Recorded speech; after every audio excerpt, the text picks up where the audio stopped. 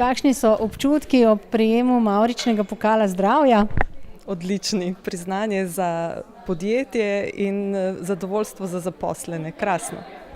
V vaši prijavi ste posebej izpostavili ročno masažo in aplikacijo za druženje. Jo lahko malce predstavite? Ja, ročno masažo izvaja poklicna maserka, pride v podjetje večkrat na mesec, zaposlenim med delovnim časom masira 20 minut. Zvrstijo se eden za drugim, tisti, ki si to masažo želijo, in je vsekakor blagodejna za hrbtenico in ramenski obroč, ker naše delo je stresno in sedeče.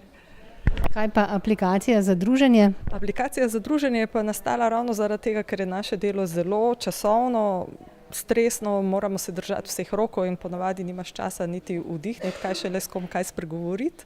In smo rekli, da bi to želeli spremeniti, da bi se želeli več pogovarjati, in ta aplikacija nas nekako prisili, da se srečamo s sodelavci, da se pogovarjamo, in takrat, ko se pogovarjamo, se vsekakor ne pogovarjamo o službi. Kakšni pa so učinki teh ukrepov? Učinki so blagodejni. Mislim, da se je zadovoljstvo zaposlenih povečalo, več se pogovarjamo in vsekakor so se zmanjšale tudi bolniške odsotnosti.